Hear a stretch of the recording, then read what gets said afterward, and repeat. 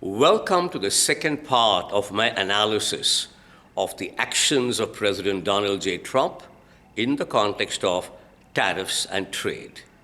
The whole world is perturbed, disturbed, has come together to castigate President Trump, to condemn him. They call this a futile, stupid trade war, a tariff war that would ruin the world. The Economist, in its own nice language, says that it's ruination time, a ruination day, that President Trump's actions will condemn the world into ruination. But the Economist says the rest of the world can come together to save the world. Let's talk about the world coming together. How has the world come together in the context of money, capital, financial aid, prices? It's all because of the United States dollar. The world is one economy because of the United States dollar, and the world uses the United States dollar to transact with itself. Every country uses it. Can this United States dollar be used to unleash a war of destruction on the United States of America? My contention is yes, it can be.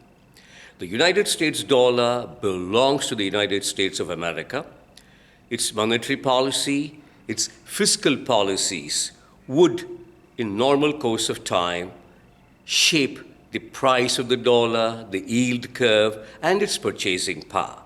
But what we notice today is because of the intense and widespread use of the United States dollar by every other country in the context of trade, capital flows, investments in real assets, finally, it means that the power to alter the shape of the yield curve, the pricing of the United States dollar for overnight borrowing and lending for 1 week, for a fortnight, for 30 days, has actually left the hands of the United States of America.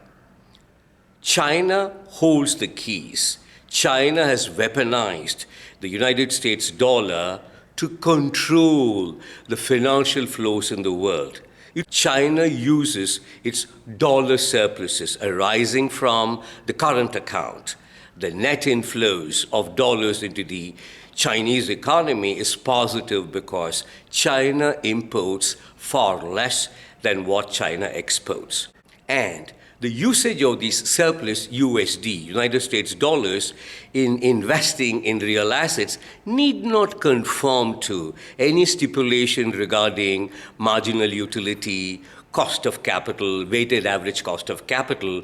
China can so use these dollars with non-monetary benefits in mind, which are invisible to you and me. President Donald Trump understands that there's been a tipping point in the context of how the US has moved from a center of power, financial power, to a power taker, somebody from a price setter to a price taker. There's also been a change in the shape of the yield curve. Today we have almost a flat yield curve, an inverted yield curve, and these are very destructive. The flat yield curve basically says that America will stop investing in long-term assets because it makes sense to invest in the short end. And that's exactly what other countries could take advantage of. America's flat yield curve is an enemy to its own future strengths. The short end and the long end, when they yield the same approximate returns, there would be a tendency to move away investments from the long term to the short term. But that's very explicit. Other countries that have access to large mountains of dollar surpluses may not exactly have to adhere to this flat yield curve. They can price in the non-monetary benefits and go ahead and make those very important investments that can finally destroy America.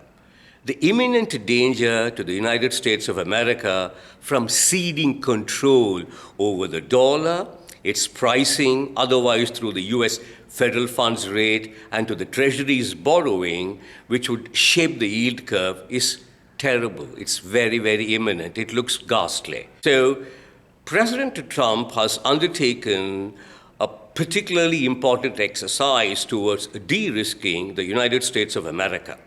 These are very important steps. This is not a tariff war, this is not a trade war. But I would like to make a mention about the tariffs part. If America felt disadvantaged with, let's say, 30 units on a 100 unit scale, and its rival, economic rival, China, had scored 70 units on a 100 unit scale. So the gap is 40 units in favor of China. The 40 units, which is a disadvantage to America, has to be addressed. So what President Trump has done is a very sweet tool called a tariff. A tariff enables the US citizens to go ahead and still pay a tax on imports from China. So this would result in a flow of taxes to the United States federal budget. So there is an inflow. At the same time, a tariff can be so discouraging that imports into the United States of America from China would be discouraged. So a tariff has actually two benefits. One, if at all there is to be an import, this would result in a tax inflow to the United States coffers. And then it could also mean that it can discourage importers, so automatically local manufacturing would get strengthened. So the 30 becoming 50 and China 70 becoming 50 are both possible when we use tariffs. So the simple mathematics of using tariffs is absolutely brilliant. President Trump has been advised properly that he has given concessions for his range of goods, his discretion. But in the main, this is not a tariff war. The usage of tariffs to so level the disadvantage, level the advantage that's currently in favor of China, level the disadvantage that's against America, and get it to a 50-50 is absolutely defensible. The other part is this restores the capability of the United States of America to start weakening the USD surpluses that accrue to China's decision makers. This is very important in the context of reclaiming America's sovereign power and effectiveness to shape the monetary curve, to shape the yield curve, and to go about managing America's cost of borrowings above all. There can be a day when all three, if they were to be ceded, could savagely undermine America's ability to borrow. And that's, I think, is what really is at stake. Interest rates, currency price, and the magnitude of borrowings the US federal government can do in order to continuously prepare America for the future. So congratulations to President Trump for having undertaken this very important and timely de-risking exercise.